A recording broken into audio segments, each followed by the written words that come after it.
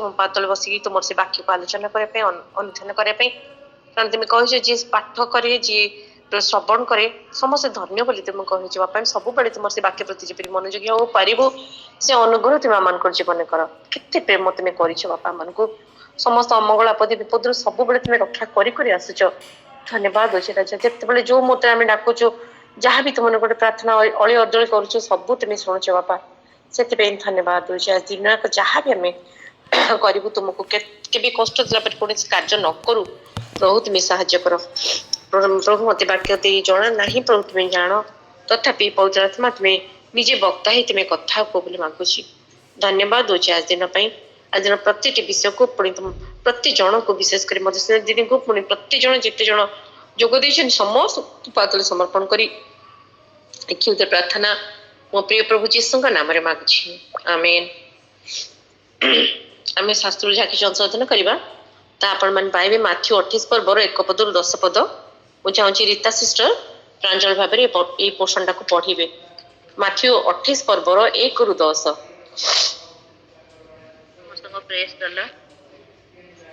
Matthew 28 पर्व 1 रु 10 पद विश्राम बार शेष है उत्तर सप्ताहर प्रथम दिवसर प्रत्युषरे मगदलिनी मरियम और अन्य मरियम समाधि देखा आसिले आउ देख महाभूमिकंप है कारण प्रभुंकर जड़े दूत स्वर्गर ओह्लाई आसी से पत्थर खंडिक गड़ाई दे बसिले रूप बिजुली परी और तांकर वस्त्र हिम परी शुभ्रवर्ण थिला पुणी भय प्रहरी माने कंपमान होई मृतपन थिले किंतु स्त्री लोक मानकु उत्तर देले तुम्हें माने भय कर नाही कारण तुम्हें माने जे कुशले हत यीशुंकर अन्वेषण करुअछ ताहा मु जाने से एठारे ना कारण से जेपरी कहिथिले सेही परी उठी अछंती आस से जेउठारे सोइथिले सेही स्थान देख आउ तुम्हें माने शीघ्र जाई ताहाक शिष्य मानकु से मृत मानक मध्यरु उठी अछंती पुणी देख से तुम मानक आगे गालिली की जाऊ अछंती सेठारे तुम्हें माने ताहाकर दर्शन पाइब भय कर नाही तुम्हें माने जाई मोहर भाई मानकु जणाओ से माने गालिली की जातु सेठारे से माने मोहर दर्शन पाइबे आमेन।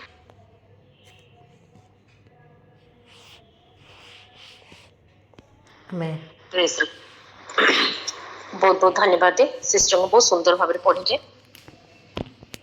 आसतु से वाक्य मध्य को टिके जीवा आलोचना करिया से विषय हम बेले बेले जतल चिंता करू मनुष्यर पाप मनुष को जीवन आड़ को निएनी बरं जीवन नष्ट कर दिए गोटे समय आसे से केबे भी तार जीवनदाता ईश्वर सहित संपर्क रखी पारे ना तो आम कहू नरक जंत्रणा नरक को जे मैंने जाती कि जीवे से मैंने केबे सृष्टिकर्ता ईश्वर सहित संपर्क में आसबे ना सेटा हूँ अनंत मृत्यु प्रिय माने आ से प्रभु आम को उद्धार कर अनंत जीवन भरसा देती जीवन विभिन्न सरप्राइज परिपूर्ण दुखर विषय हूँ अनेक समय अनप्लीजेंट सरप्राइज गुड़ाक आम जीवन रे आसे टिके देह खराब हेल्ले आम डॉक्टर पाखक दौड़ी जाऊ डॉक्टर शरीर परीक्षा करती प्रेस्क्रिप्शन जदि किसी खराब कथा बाहर कि गोटे नेगेटिव विषय बाहर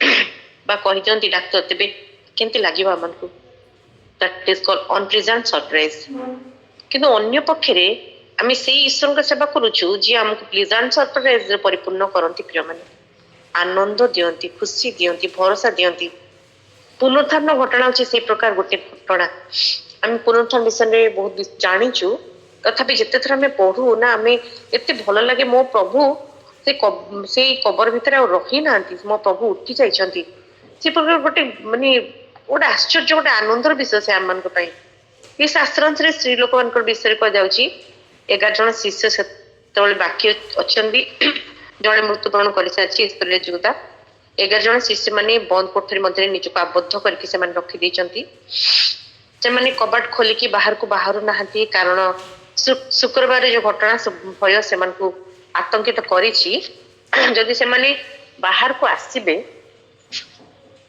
तेबे से प्रकार दशा हे अवस्था हे से रुद्ध कोठरी मध्य ନିଜକୁ ଆବଦ୍ଧ କରିକି ରଖିଦେଇଛନ୍ତି। କିନ୍ତୁ ସ୍ତ୍ରୀ ଲୋକମାନଙ୍କୁ ଦେଖନ୍ତୁ, ସ୍ତ୍ରୀ ଲୋକମାନେ ଦେଖିଥିଲେ କେଉଁଠାରେ ଯୀଶୁଙ୍କୁ ରଖାଗଲା, କେମିତି ବଡ ପଥରଟି ଗଡେଇ ଦିଆଗଲା, ଏ ସବୁ ବିଷୟ ସେମାନେ ଜାଣିଛନ୍ତି। କିନ୍ତୁ ମଧ୍ୟରେ ବି ସେମାନେ ଉପାସନା କରିବା ପାଇଁ ଫେରି ଯାଉଛନ୍ତି। ବିଶେଷ ବିଷୟ ଆମମାନେ ଏଇ ବିଷୟ ଜାଣି ରଖିବା ଦରକାର।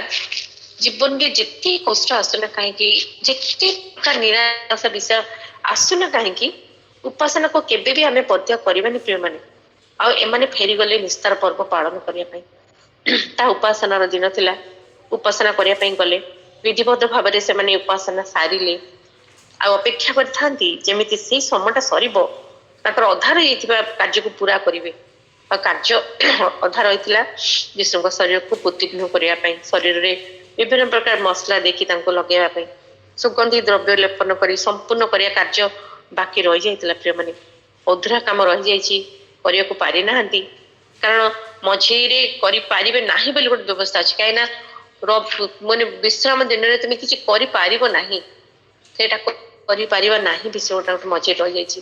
ନିସ୍ତାର ପର୍ବ ସମୟରେ ବିଶ୍ରାମ ଥିଲେ କୌଣସି କାର୍ଯ୍ୟ କରିପାରିବ ନାହିଁ। ଆଉ ସେଥିପାଇଁ ସେମାନେ ସେହି ପ୍ରତିବନ୍ଧକ ମଧ୍ୟରେ ସେମାନେ ଧୈର୍ଯ୍ୟ ଧରି ଅପେକ୍ଷା କରିଛନ୍ତି। ଯେମିତି ସମୟ ଆସିଲା, ବଡି ଭୋର ଉଠିକି ସେମାନେ ଯାଉଛନ୍ତି ଅଧା ରହିଯାଇଥିବା କାର୍ଯ୍ୟକୁ ସମ୍ପୂର୍ଣ୍ଣ କରିବା ନିମନ୍ତେ। ଟିକେ ଚିନ୍ତା କରି ଦେଖନ୍ତୁ, 11 ଜଣ ପୁରୁଷ ସେମାନେ ନିଜକୁ ବନ୍ଦ କୋଠରୀ ଭିତରେ ଆବଦ୍ଧ କରିକି ରଖିଛନ୍ତି, 3 ଜଣ ସ୍ତ୍ରୀ ଲୋକ ସାହସ ବାନ୍ଧିକି ଯାଉଛନ୍ତି।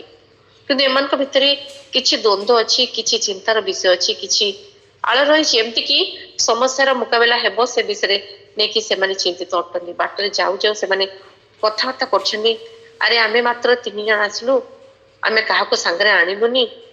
ଆଣିବାର ଥିଲା, କାରଣ ଯେଉଁ ବଡ ପଥରଟା ସମାଧି ଦ୍ୱାରକୁ ବନ୍ଦ କରି ରଖିଛି, ତାକୁ ଗଡେଇବା ପାଇଁ ଆମ 3 ଜଣଙ୍କର ଶକ୍ତି ଯଥେଷ୍ଟ ନୁହେଁ। ଭାଇମାନଙ୍କର ଆବଶ୍ୟକତା ଅଛି, ଅନ୍ୟମାନଙ୍କର ଆବଶ୍ୟକତା ଅଛି, ମାତ୍ର ସେମାନେ ଆମ ସହିତ ନାହାନ୍ତି। ବେଳେବେଳେ ଜୀବନରେ ସେଇ ପ୍ରକାର ସମସ୍ୟା ଆସେ ପ୍ରିୟମାନେ ଆମମାନଙ୍କ ଜୀବନରେ। ଆପଣ ଅନ୍ୟର ସାହାଯ୍ୟ କରନ୍ତି, କିନ୍ତୁ ଆପଣଙ୍କର ଦରକାର ପଡିଲା ବେଳକୁ ପାଖରେ କେହି ନଥାନ୍ତି ସାହାଯ୍ୟ କରିବାକୁ। ଜୀବନରେ ଏ ପ୍ରକାର ସମସ୍ୟା ସବୁ ଥାଏ। ଆଉ ଏମାନଙ୍କର ସେ ସମସ୍ୟା ବି ଥିଲା। ସେମାନଙ୍କ ମନରେ ଏକ ପ୍ରଶ୍ନ ଉଠିଲା, ଯୋଉଟା ଆଜି ବି ଅନେକଙ୍କ ମନରେ ଅଛି। ଏତେ ବଡ ସମସ୍ୟା କିଏ ଘୁଞ୍ଚେଇ ପାରିବ? ଏତେ ବଡ ପଥର କିଏ ହଟେଇ ପାରିବ? ସେଇ ଚିନ୍ତା ନେଇକି ସେମାନେ ଯାଉଛନ୍ତି।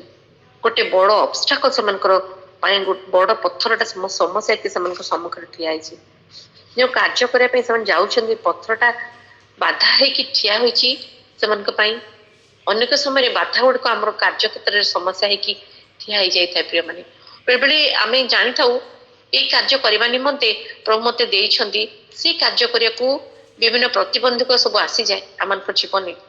ସ୍ତ୍ରୀ ଲୋକମାନଙ୍କ ପାଇଁ ପଥରଟା ଥିଲା ଅବଷ୍ଟାକଲ, କିନ୍ତୁ ଯେତେବେଳେ ସେମାନେ ଯାଉଛନ୍ତି ଆଉ ପହଞ୍ଚି ଯାଉଛନ୍ତି, ପଥରଟା ସେଠି ନାହିଁ, ଘୁଞ୍ଚି ଯାଇଛି। ତାଙ୍କର ଦ୍ୱିତୀୟ ସମସ୍ୟା ଥିଲା ଯେ ସେଇ କବର ସମ୍ମୁଖରେ ଖାଲି ନଥିଲା, ସେଠି ପ୍ରହରୀ ମାନେ ପହରା ଦଉଥିଲେ। ପ୍ରହରୀ ମାନଙ୍କର ଏମାନଙ୍କର ସପୋର୍ଟରେ ନଥିଲେ, ଏମାନଙ୍କର ସାହାଯ୍ୟ କରିବା ପାଇଁ ତ ନଥିଲେ। ପ୍ରହରୀ ମାନଙ୍କର ଗୋଟିଏ ମାତ୍ର କାର୍ଯ୍ୟ ଥିଲା, ଆଟ୍ ଏନି କଷ୍ଟ କାହାକୁ ବି କବର ନିକଟକୁ ଆସିବାକୁ ଦେବେନି। 4 ଜଣ ଅସ୍ତ୍ରଶସ୍ତ୍ରଧାରୀ ସୈନିକ ଅଳ୍ପ ଅଳ୍ପ ବ୍ୟବଧାନରେ ଗୋଟିଏ ସମାଧିକୁ ଜଗି ରହିଛନ୍ତି। ଆଖିର ପଲକ ନ ପକେଇକି ଜଗିକି ରହିବେ। 24x7 ଡ୍ୟୁଟି ଥିଲା ସେମାନଙ୍କର। ରୋମିଓ ସୈନ୍ୟମାନେ ଆମମାନଙ୍କର ଲୋକମାନଙ୍କର ପରି ନୁହନ୍ତି। ସେମାନେ କାର୍ଯ୍ୟରେ କିଛି ବି ଭୁଲ ହେଲେ ମୁଣ୍ଡ କରିଦିଆଯିବ। ସେଥିପାଇଁ ସେମାନେ ନିଜର ଦାୟିତ୍ୱରେ ସଚେତନ ଜାଗ୍ରତ ହେଇକି କାର୍ଯ୍ୟ କରୁଥିଲେ। ଆଉ ସେମାନେ ଆଲାଉ କରିବେ ନାହିଁ ଏ ସ୍ତ୍ରୀ ଲୋକମାନଙ୍କୁ ସେଠିକି ଯିବା ପାଇଁ। ପୁଣି ସେ କବରକୁ ସିଲ୍ କରିଦିଆଯାଇଛି, ରୋମ ସରକାରଙ୍କ ମୁଦ୍ରାଙ୍କ ଦେଇକି ତାକୁ ବନ୍ଦ କରିଦିଆଯାଇଛି। ବିନା ଅନୁମତିରେ କେହି ହେଲେ ଭାଙ୍ଗି ପାରିବ ନାହିଁ। ତେବେ ଏଇଟା ଗୋଟେ ବଡ ବିଷୟ। ଷ୍ଟୋନ ଅବଷ୍ଟ୍ରାକଲ, ସୋଲଜର ଅବଷ୍ଟ୍ରାକଲ, ଏ ସବୁ ଗୁଡାକ ତାଙ୍କ ସମ୍ମୁଖରେ ଅଛି। ସୋଲଜର ମାନେ ତାଙ୍କର ଅପୋଜିଟ ସାଇଡରେ ଅଛନ୍ତି। କିଛି କରିବା ପାଇଁ ଗଲା ବେଳେ ପ୍ରତିରୋଧକାରୀ ମାନେ ଅଛନ୍ତି, ସେମାନେ କିଛି କରିବାକୁ ଦେବେନି, ସାହାଯ୍ୟ କରିବେନି। ଏ ପ୍ରକାର ଅବସ୍ଥାରେ ସେମାନେ ଯାଉଛନ୍ତି। ଆଉ ଗଲା ବେଳକୁ ଦେଖୁଛନ୍ତି ଯାହା ସେମାନଙ୍କ ପାଇଁ ବାଧାର ପଥର ଥିଲା, ସେ ପଥରଟା ଘୁଞ୍ଚି ଯାଇଛି। କିଏ ଘୁଞ୍ଚେଇଛନ୍ତି? ପରମେଶ୍ୱର ତାଙ୍କର ଦୂତଙ୍କୁ ପ୍ରେରଣ କରିଛନ୍ତି। ଏମାନେ ସେଠାରେ ପହଞ୍ଚିବା ପୂର୍ବରୁ ପଥର ଗଡେଇ ଦିଆଯାଇଛି। ଏଇ ସୁସମାଚାର ବାକ୍ୟରେ ଲେଖାଯାଏ ଯେ ସ୍ୱର୍ଗରୁ ଦୂତ ଆସିଲେ, ଭୂମିକମ୍ପ ହେଲା, ଆଉ ଏଇ ସୈନିକ ମାନେ ମୁହଁ ମାଡିକି ପଡିଲେ, ଭୟରେ ଥରିଲେ। ଭୟ ସେମାନଙ୍କୁ ବାନ୍ଧି ପକେଇଲା ପ୍ରିୟମାନେ। ଭୟ ଦ୍ୱାରା ଈଶ୍ୱର ସେମାନଙ୍କୁ ଅଟକାଇ ଦେଲେ। ଏ ସ୍ତ୍ରୀ ଲୋକମାନେ ଯେତେବେଳେ ଆସୁଛନ୍ତି, କବର ଖୋଲା, ପଥରଟା ଘୁଞ୍ଚେଇ ଦିଆଗଲା, ସ୍ୱର୍ଗଦୂତ ଆସିକି ଘୁଞ୍ଚେଇ ଦେଲେ। ଯୀଶୁ ଯେପରି ବାହାରି ଆସିବେ ସେଥିପାଇଁ କି ସେ ପଥର ଘୁଞ୍ଚା ହେଇଥିଲା? ନା ପ୍ରିୟମାନେ, ଯୀଶୁଙ୍କର କବରରୁ ବାହାରି ଆସିବା ପାଇଁ ପଥର ଘୁଞ୍ଚେଇବାର କୌଣସି ଆବଶ୍ୟକତା ନଥିଲା ପ୍ରିୟମାନେ। ପଥର ଘୁଞ୍ଚିବା ପୂର୍ବରୁ ଅଲରେଡି ସେ ଉଠି ସାରିଛନ୍ତି। ତାର ପ୍ରମାଣ ଶିଷ୍ୟମାନେ ଜାଣିଛନ୍ତି। କବାଟ ବନ୍ଦ, କାନ୍ଥ ଚାରିଆଡେ ବନ୍ଦ, କୋଠରୀ ବାଟ ନାହିଁ ଯିବାକୁ ଭିତରକୁ। ପ୍ରଭୁ ଯୀଶୁ ଆସିକି ମଝିରେ ଠିଆ ହେଲେ, କହିଲେ ତୁମାନେ ଭୟ କରନି, ତୁମଙ୍କର ଶାନ୍ତି ହଉ ବୋଲି। ସେଥିପାଇଁ ପଥର କବର ବାଧା ହେଇକି ପାରିଲା ନାହିଁ ଯୀଶୁଙ୍କ ପାଇଁ। ସେ ଉଠି ସାରିଛନ୍ତି, ସେ ବାହାରକୁ ଆସି ସାରିଛନ୍ତି, କିନ୍ତୁ ପଥର ଥିଲା ଏମାନଙ୍କ ପାଇଁ ବାଧା ସ୍ୱରୂପ। ଏମାନେ ଯେତେବେଳେ ଆସିବେ, ଯେପରି ଦେଖିବେ ଯେ କବରଟା ଶୂନ୍ୟ, ଯାହାକୁ ତାଙ୍କର ଆଖି ଆଗରେ ଶୁଆଇ ଦିଆଯାଇଥିଲା, ତାଙ୍କୁ ଗୁଡାଇ ଦିଆଯାଇଥିଲା ସୂକ୍ଷ୍ମ ବସ୍ତ୍ରରେ, ସେଇ ଅବସ୍ଥାରେ ଅଛି, କିନ୍ତୁ ସେ ସେଠାରେ ନାହାନ୍ତି। ସେ ଲୁଗା ସେଇ ଅବସ୍ଥାରେ ଅଛି ଯେମିତି ତାଙ୍କୁ ରଖାଯାଇଥିଲା, କିନ୍ତୁ ସେ ସେଠି ନାହାନ୍ତି ପ୍ରିୟମାନେ। ସେମାନେ ପହଞ୍ଚିଲା ବେଳକୁ ଈଶ୍ୱର କାର୍ଯ୍ୟ କରି ସାରିଛନ୍ତି। ବେଳେ ଆମମାନଙ୍କର ଜୀବନରେ ଅନପ୍ଲିଜେଣ୍ଟ ସରପ୍ରାଇଜ ଆମମାନଙ୍କୁ ବାନ୍ଧିକି ରଖେ, ଅଟକାଇ ଦିଏ, ସାହସହୀନ କରି ପକାଏ, ଆଗକୁ ବଢିବା ପାଇଁ ଆମମାନଙ୍କୁ ଦିଏନି। ସେ ପ୍ରକାର ସମୟରେ ଯେଉଁ ଈଶ୍ୱରଙ୍କ ଠାରେ ଆମେ ପ୍ରାର୍ଥନା କରୁ, ଯୋଉ ଈଶ୍ୱରଙ୍କର ସେବା କରୁ, ସେ ଈଶ୍ୱର ଆମଙ୍କର ଆଗେ ଆଗେ ଯାଇକି ଅଲରେଡି ସେଇ ପଥରଟା ଘୁଞ୍ଚେଇ ସାରିଛନ୍ତି। ପୁନରୁତ୍ଥାନ ପ୍ରଭୁ ଆଜି ମଧ୍ୟ ସେ ପ୍ରକାର କାର୍ଯ୍ୟ କରନ୍ତି ପ୍ରିୟମାନେ, ତାଙ୍କର ଲୋକମାନଙ୍କ ପାଇଁ। ସେଥିପାଇଁ ଆମେ ତାଙ୍କଠାରେ ଭରସା କରିଛୁ, ସେଥିପାଇଁ ତ ଆମେ ମାନେ ତାଙ୍କର ସେବା କରୁଛୁ।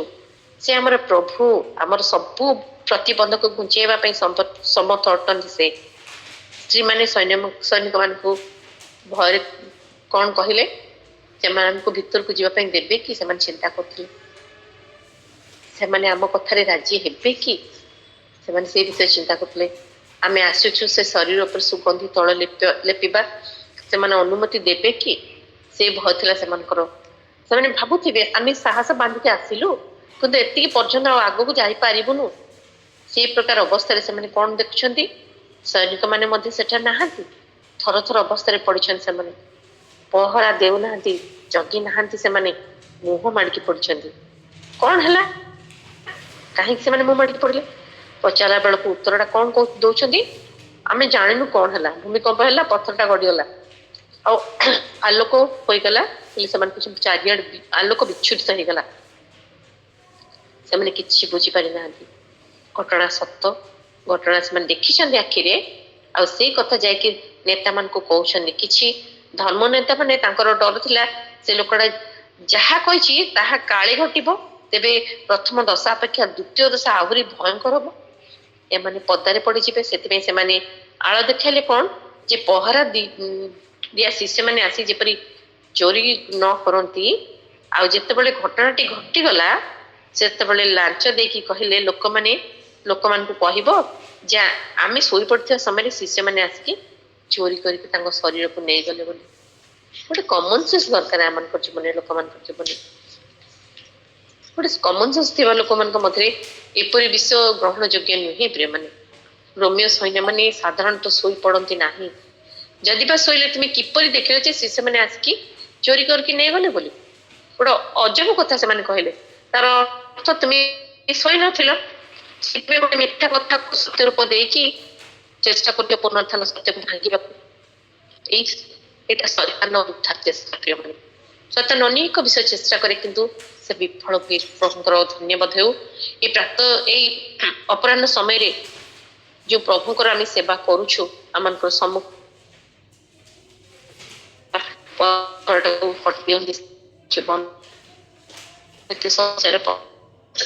ଆମମାନଙ୍କୁ ସେ ହଟେଇ ଦିଅନ୍ତି। ଆମମାନଙ୍କୁ ପ୍ରତିରୋଧ କରୁଥିବା ଲୋକମାନଙ୍କୁ ସେ ଅଟକାଇ ଦିଅନ୍ତି, ଯେପରିକି ଯେଉଁ କାର୍ଯ୍ୟ କରିବା କଥା ତାହା ଆମେ କରିପାରିବୁ ବୋଲି। ସେ ସ୍ତ୍ରୀ ଲୋକମାନେ ସୁଗନ୍ଧି ତୈଳ କେମିତି ଆଣିଥିଲେ ତାହା ସେମାନେ ବ୍ୟବହାର କରିପାରିଲେନି, କାହିଁକି ନା ସେମାନେ ଭାବିଥିଲେ ମୃତ ପ୍ରଭୁଙ୍କୁ ଦେଖିବେ ବୋଲି। କିନ୍ତୁ କଣ ହେଲା, ସେମାନେ ଜୀବିତ ପ୍ରଭୁଙ୍କୁ ସେମାନେ ଦେଖିଲେ। ସେଦିନ ଦୂତ ସେମାନଙ୍କୁ କହିଲେ, ମୁଁ ଜାଣେ ତୁମମାନେ କ୍ରୁଶରେ ହତ ଯୀଶୁଙ୍କୁ ଖୋଜୁଛ, ଦେଖ ଏଇ ସ୍ଥାନରେ ତାହାଙ୍କୁ ରଖାଯାଇଥିଲା, ସେ ସେଠାରେ ଆଉ ନାହାନ୍ତି। ସେ ତୁମମାନଙ୍କର ଆଗେ ଆଗେ ଗାଲିଲକୁ ଯାଇଛନ୍ତି। ଯାଅ ଭାଇମାନଙ୍କୁ କହିଦିଅ, ଶିଷ୍ୟମାନଙ୍କୁ କହିଦିଅ, ସେମାନେ ସେଠିକୁ ଯାଆନ୍ତୁ। ସେଠାରେ ସେମାନେ ତାଙ୍କର ଦର୍ଶନ ପାଇବେ। ଆମମାନଙ୍କ ପ୍ରଭୁ ଆମମାନଙ୍କର ଆଗେ ଆଗେ ଯାଆନ୍ତି ପ୍ରିୟମାନେ। ଆମମାନଙ୍କ ପ୍ରଭୁ ଆମମାନଙ୍କର ପରିସ୍ଥିତିରେ, ଦୁଃଖରେ, କ୍ଲେଶରେ, କଷ୍ଟରେ ଆଗକୁ ଯାଇକି ଆମ ପ୍ରଭୁ ଆମମାନଙ୍କର କାର୍ଯ୍ୟ କରନ୍ତି। ଚିନ୍ତା ବାହାରେ କାର୍ଯ୍ୟ କରନ୍ତି ସେ ପ୍ରିୟମାନେ। ସେ ସ୍ତ୍ରୀ ମାନେ ଆନନ୍ଦରେ ବିଭୋର ହୋଇଗଲେ। ସେମାନେ ଭାବିଥିଲେ ମୃତ ଯୀଶୁଙ୍କ ଶରୀରରେ ସୁଗନ୍ଧି ଦ୍ରବ୍ୟ ଲେପନ କରିବେ ବୋଲି, କିନ୍ତୁ ଜୀବିତ ପ୍ରଭୁ ଯୀଶୁଙ୍କୁ ଦେଖୁଛନ୍ତି, ଶିଷ୍ୟମାନେ ଦେଖୁଛନ୍ତି। ଆଉ ବାକି ଲେଖା ଅଛି ସେମାନେ ତାହାଙ୍କର ପାଦ ଧରିକି ପ୍ରଣାମ କଲେ ବୋଲି। କାହିଁକି ପାଦ ଧରିକି ବୋଲି ସ୍ପଷ୍ଟ ଭାବରେ ଲେଖାଗଲା। କିଏ କହନ୍ତି ଏମାନେ ତାଙ୍କ ଭୂତକୁ ଦେଖିଲେ ବୋଲି। ଭୂତର ପାଦ ନଥାଏ ପ୍ରିୟମାନେ, ସେ ପବନରେ ଉଡୁଥିବା ଗୋଟେ ଛାୟା ଗୋଟେ। ଦେଖାଯାଏ ଶିଷ୍ୟମାନେ ଯୀଶୁଙ୍କର ପାଦ ଧରିଲେ, ପ୍ରଣାମ କଲେ, କଥାବାର୍ତ୍ତା କଲେ ଏବଂ ସାହସ ବାନ୍ଧିକି ଗଲେ ଭାଇମାନଙ୍କୁ ଖବର ଦେବା ପାଇଁ। 40 ଦିନ ପର୍ଯ୍ୟନ୍ତ ବିଭିନ୍ନ ସ୍ଥାନରେ ବିଭିନ୍ନ ସମୟରେ ସେ ଦେଖାଦେଲେ। 500 ଲୋକ, 1000 ଆଖି ଦେଖୁଥିବା ସମୟରେ ସେ ଉପରକୁ ଚାଲିଗଲେ ସ୍ୱର୍ଗ ଆଡକୁ।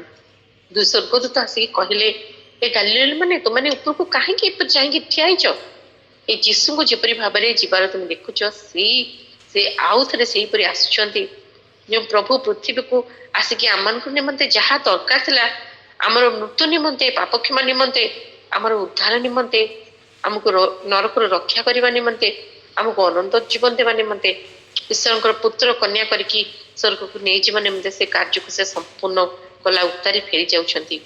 ଏ ତାଙ୍କର ଦକ୍ଷିଣ ପାର୍ଶ୍ୱର ଅଧିକାରର ସିଂହାସନରେ ରହିକି ସେ କାର୍ଯ୍ୟ କରୁଛନ୍ତି। ସେ ସେହି ମୁହୂର୍ତ୍ତକୁ ଅପେକ୍ଷା କରିଛନ୍ତି ଯେତେବେଳେ ପିତା ଇଶାରା ଦେବେ, ଯାହାରେ ପୁଅ ଯାଏ ଏଥର ଉଠିକି ଯା, ଆଉ ସେ ସାଙ୍ଗେ ସାଙ୍ଗେ ଆସିବେ ଆମମାନଙ୍କ ମଧ୍ୟକୁ ମହାଗୌରବରେ ଅସଂଖ୍ୟ ଦୂତମାନଙ୍କ ସହିତ, ସାଧୁମାନଙ୍କ ସହିତ ଏ ପୃଥିବୀରେ ବିଚାର କରିବା ନିମନ୍ତେ ପ୍ରିୟମାନେ, ପୃଥିବୀରେ ରାଜ୍ୟ କରିବା ନିମନ୍ତେ ଆମମାନଙ୍କୁ ସେଇ ପୁନରୁତ୍ଥାନ ପ୍ରଭୁ ଯୀଶୁ, ଜୀବିତ ପ୍ରଭୁ ପୁନର୍ବାର ଆସୁଥିବା ରାଜା ଅଟନ୍ତି। ସେ ପ୍ରଭୁଙ୍କର ଆମେ ସେବା ଆରାଧନା କରୁଛୁ। ପାଉଲ ଯେପରି କହିଲେ, ମୁଁ ଯେପରି ତାହାଙ୍କର ପୁନରୁତ୍ଥାନ ଶକ୍ତିକୁ ଜାଣିପାରେ। ବିଶ୍ୱାସର ଜୀବନରେ ଖ୍ରୀଷ୍ଟଙ୍କ ପୁନରୁତ୍ଥାନ ଶକ୍ତି ବିନା ବଞ୍ଚିବା ଖ୍ରୀଷ୍ଟ ଜୀବନ ପାଇଁ ସମ୍ଭବପର ନୁହେଁ। ପ୍ରଭୁ ପ୍ରିୟମାନେ, ଯଦି ଖ୍ରୀଷ୍ଟ ଜୀବନ ବଞ୍ଚିବା ପାଇଁ ଚାହାନ୍ତି, ତେବେ ଖ୍ରୀଷ୍ଟଙ୍କ ପୁନରୁତ୍ଥାନ ଶକ୍ତିରେ ବଞ୍ଚିବାକୁ ହେବ। ପୁନରୁତ୍ଥାନ ଶକ୍ତିରେ ବଞ୍ଚିବାକୁ ହେଲେ ପ୍ରତ୍ୟେକ ଦିନ ମରିବାକୁ ହେବ ଆମମାନଙ୍କୁ। ପାଉଲ କହିଲେ, ମୁଁ ଖ୍ରୀଷ୍ଟଙ୍କ ସହିତ କ୍ରୁଶରେ ହତ ହୋଇଅଛି, ମୁଁ ଆଉ ନିଜେ ଜୀବିତ ନୁହେଁ। ସେ କଣ କହିବା ପାଇଁ ଚାହାନ୍ତି? ମୋର ଇଗୋ, ମୋର ଅହଙ୍କାର, ମୋର ସ୍ୱାର୍ଥପରତା, ମୋର ନିଜ ପାଇଁ ଏସବୁ ଚିନ୍ତା କ୍ରୁଶରେ ବିଦ୍ଧ ହୋଇ ସାରିଛି। ମୁଁ ଏବେ ଯୋଉ ଜୀବନରେ ବଞ୍ଚିଛି ଖ୍ରୀଷ୍ଟଙ୍କର ପୁନରୁତ୍ଥାନ ଜୀବନରେ। ପୁନରୁତ୍ଥାନ ଜୀବନ ଆମକୁ ସବୁ ବିଷୟ ଉପରେ ବିଜୟ ପ୍ରଦାନ କରେ ପ୍ରିୟମାନେ, କାରଣ ପୁନରୁତ୍ଥାନ ଜୀବନ ହେଉଛି ବିଜୟ ଜୀବନ। ସେ ଜୀବନରେ ପ୍ରଭୁ ଆମକୁ ବଞ୍ଚିବାକୁ ଦିଅନ୍ତୁ ସବୁବେଳେ। ଆମେ ଆଜି ପୁନରୁତ୍ଥାନ ବିଷୟରେ ପଢିଲୁ ସିନା, ଜାଣିଲୁ ସିନା, ସବୁବେଳେ ଆମେ ଶୁଣୁଛୁ, କିନ୍ତୁ ଆମେ ହୃଦୟ ମଧ୍ୟରେ ସବୁବେଳେ ବିଶ୍ୱାସ କରୁଛୁ କି ନେଇ ମୋର ସେ ପୁନରୁତ୍ଥିତ ପ୍ରଭୁ ଆସିବେ ପୁନର୍ବାର। ଏ ଜଗତକୁ ତାଙ୍କ ଆସିବା ସମୟ ହେଇଗଲାଣି, ଲକ୍ଷଣ ଗୁଡାକ ଦେଖାଗଲାଣି। ଭୂମିକମ୍ପ, ରାଜ୍ୟ ବିରୁଦ୍ଧରେ, ଜାତି ବିରୁଦ୍ଧରେ ଲୋକମାନେ ଉଠିଲେଣି। ସେ ପୁନର୍ବାର ରେଡି ହେଇକି ଦ୍ୱାର ମୁହଁରେ ଅଛନ୍ତି ଆମମାନଙ୍କୁ ନେଇକି ଯିବା ପାଇଁ। କେବଳ ଆମମାନଙ୍କ ପ୍ରସ୍ତୁତିର ଗୋଟେ ଆବଶ୍ୟକତା ରହିଛି। ଯେମିତି ସାଙ୍ଗେ ସାଙ୍ଗେ ଗାଡି ଆସିଲେ ଆମେ ଚଢୁ, ରେଡି ହେଇକି ଥାଉ, ସେଇଭଳି ପ୍ରଭୁ ଯୀଶୁ ଆସିବା ପୂର୍ବରୁ ଆମମାନଙ୍କୁ ଗୋଟେ ପ୍ରସ୍ତୁତିର ଜୀବନ କାଟିବାର ଅଛି। ସେ ପୁନରୁତ୍ଥିତ ପ୍ରଭୁ ଯୀଶୁ ସେ ଆସିବେ ଆମମାନଙ୍କୁ ନବା ପାଇଁ। ବିଶେଷ କରି ଆମଙ୍କର ମଣ୍ଡଳୀରେ ହଉ, ଆମଙ୍କର ପରିବାରରେ ହଉ, ସବୁଥିରେ ଦେଖିବେ ସ୍ତ୍ରୀ ଲୋକମାନେ ସବୁଥିରେ ବହୁତ ଉଦ୍ୟୋଗୀ ଥାନ୍ତି। ଆଉ ତାଙ୍କର ବହୁତ କମ ଥାଏ, ଡର ଭୟ ଏତେ ନଥାଏ। ସେମାନେ ଆଗକୁ ମାଡି ଚାଲନ୍ତି, ଗୋଟେ ପ୍ରସ୍ତୁତି ଜୀବନ ସେମାନଙ୍କର ଥାଏ ସବୁ ବିଷୟରେ। ମୁଁ ଯେତେବେଳେ ବି ଯୋଉ ଗୋଟେ ଗାଁ ମଣ୍ଡଳୀକୁ ଯାଇଛି, ସେଠି ସ୍ତ୍ରୀ ଲୋକମାନଙ୍କର ସଂଖ୍ୟା ବହୁତ ବେଶୀ ଥିବ। ଆଉ ସେମାନେ ଆଗ୍ରହର ସହିତ ସମୟ ପୂର୍ବରୁ ଆସିକି ସେଠି ବସିଥିବେ ପ୍ରାର୍ଥନା ଗୀର୍ଜା ଶୁଣିବା ପାଇଁ। କେତେ ସୁନ୍ଦର ବିଷୟ ନା ପ୍ରିୟମାନେ, ଆମମାନଙ୍କୁ ମଧ୍ୟ ସେଇ ଗୋଟେ ପ୍ରସ୍ତୁତିର ଆବଶ୍ୟକତା ରହିଛି। ସାଜସଜା ହେଇକି ବାକ୍ୟରେ ତାଙ୍କ ବସ୍ତ୍ର ରୂପେ ପରିଧାନ କରିକି ଆମେ ରେଡି ହେଇକି ରହିବାର ଆବଶ୍ୟକତା ରହିଛି, କାରଣ ସେ ଆସିବେ ଆମକୁ ନେଇଯିବେ ପ୍ରିୟମାନେ। ସେତିକି ଆମଙ୍କର ଜାଗ୍ରତ ହେଇକି ଆମକୁ ସେତିକି ସଜାଗ ହେଇକି ଜୀବନ କାଟିବାର ଅଛି। କୋଉ ମୁହୂର୍ତ୍ତରେ ସେ ଆସିଯିବେ କହିପାରିବାନି। ଆମେ ବାକ୍ୟ ଅଧ୍ୟୟନ କରୁଥିବା, ବାକ୍ୟ ପଢୁଥିବା, ପ୍ରାର୍ଥନା କରୁଥିବା, ସେଇ ସମୟ ଯେତେବେଳେ ସେ ଆସିବେ ଦେଖିବା ଆମେ ତାଙ୍କର କାର୍ଯ୍ୟରେ ରତ ଅଛୁ, ସେ କେତେ ଆନନ୍ଦ ହେବେ। ଯଦି ଆମେ ଟିଭି ଦେଖୁଥିବା, ପରନିନ୍ଦା କରୁଥିବା, ପରଚର୍ଚ୍ଚା କରୁଥିବା, ସମ୍ପର୍କକୁ ଖରାପ କରୁଥିବା, ପ୍ରିୟଜନ ମାନଙ୍କ ସହିତ ସମ୍ପର୍କ ଖରାପ କରୁଥିବା, ତାହେଲେ ପ୍ରଭୁ ଆସିଲେ ଆମକୁ ଏ ପୃଥିବୀରେ ଛାଡିକି ପଳେଇବେ। ତାଙ୍କ ଲୋକମାନଙ୍କୁ ପ୍ରତି କୋଣେ ସେ ବାଛିକି ସଂଗ୍ରହ କରିକି ନେଇକି ଚାଲିଯିବେ। ଆଉ ଯୋଉମାନେ ତାଙ୍କର ଅବିଶ୍ୱସ୍ତ ଦାସଦାସୀ ମାନେ ପୃଥିବୀରେ ରହିବେ ଆଉ କ୍ଲେଶ ତାଙ୍କ ଉପରେ ଢଳାଯିବ। କେତେ ଭୟଙ୍କର ବିଷୟ ହବ ପ୍ରିୟମାନେ। ସେଥିପାଇଁ ସଦା ନିଜର ପିଲାମାନଙ୍କୁ ଆମେ ନିଜେ ଆମର ସ୍ୱାମୀମାନଙ୍କୁ ସଦା ଜାଗ୍ରତ କରିବା, ଯେଭଳି ଭାବରେ ଆମେ ତାଙ୍କର ଦ୍ୱିତୀୟ ଆଗମନରେ ଏ ପୃଥିବୀରେ ରହି ନ ଯାଉ। ତାଙ୍କର ରାଜ୍ୟ ହବ ଦ୍ୱିତୀୟ ଆଗମନ ପୂର୍ବରୁ ତାଙ୍କ ଲୋକମାନଙ୍କୁ ସେ ମଧ୍ୟାକାଶରେ ଆସି ତାଙ୍କ ଲୋକମାନଙ୍କୁ ସେ ନେଇଯିବେ। ଆମେ ସେଇଥିରେ ତାଙ୍କ ସହିତ ଯିବା, ନହେଲେ ପୃଥିବୀରେ ରହିଯିବା, କଷ୍ଟ ପାଇବା, ଛଟପଟ ହବା। ଆମଙ୍କର ଗୋଟେ ପ୍ରସ୍ତୁତିର ଜୀବନ ଅଛି ପ୍ରିୟ। ଗାଲିଲ ଲୋକମାନେ ଆନନ୍ଦ ହେଇକି ଫେରିଗଲେ, କାହିଁକି ସେ ଜାଣିଥିଲେ ଯେ ପ୍ରଭୁ ଯୀଶୁ ଜୀବିତ ଅଛନ୍ତି, ସେ ଯାଇଛନ୍ତି। ଯଦି ସେ ମୃତ୍ୟୁରୁ ଜୀବିତ ହେଇଛନ୍ତି ତାହେଲେ ସେ ନିଶ୍ଚିତ ପୁନର୍ବାର ସେ ପୃଥିବୀକୁ ଆସିବେ ଆମମାନଙ୍କୁ ନବା ପାଇଁ। ସେଥିପାଇଁ ସେମାନେ ଆନନ୍ଦରେ ଲେଉଟି ଆସିଲେ ଆଉ ତାଙ୍କର ସାକ୍ଷ୍ୟ ରହିଲେ ଜଣେ ଜଣେଇକି। ତାଙ୍କ ପାଇଁ ମୁଁ ମରିଗଲେ ବି ମୁଁ ପ୍ରଭୁଙ୍କ ପାଖକୁ ଯିବି ବୋଲି ସେ ଜାଣିଲେ, କାହିଁକିନା ମୋର ପରମେଶ୍ୱର ମୋର ପ୍ରଭୁ ଯୀଶୁ ଜୀବିତ ଅଛନ୍ତି। ଆଜି ବି ଜୀବିତ ଅଛନ୍ତି, ଆଜି ବି ସେ କାର୍ଯ୍ୟରତ। ଆଜି ବି ପ୍ରାର୍ଥନା କଲେ ରୋଗୀ ସୁସ୍ଥ ହଉଛି, ଆଜି ବି ପ୍ରାର୍ଥନା କଲେ ନୂଆ ଅଙ୍ଗ ସୃଷ୍ଟି ହଉଛି, ଆଜି ବି ପ୍ରାର୍ଥନା କଲେ ଅବସ୍ଥା ପରିବର୍ତ୍ତନ ହଉଛି ପ୍ରିୟମାନେ। ସେଇ ପୁନରୁତ୍ଥାନ ପ୍ରଭୁ ଯୀଶୁଙ୍କ ଉପରେ ଆମେ ନିର୍ଭର କରିକି ଯେତେବେଳେ ଚାଲିବା, ସବୁ ଆମଙ୍କର ଜୀବନ ସମସ୍ୟା ଗୁଡ଼ିକ ଦୂର ହବ। ଯେତେ ଅବଷ୍ଟ୍ରକଲ ଆମ ଜୀବନରେ ଆସିଛି, ଯେତେ ବାଧା ଗୁଡ଼ିକ ଆସିଛି, ଏ ସବୁକୁ ସେ ଦୂର କରିଦେବେ ପ୍ରିୟମାନେ।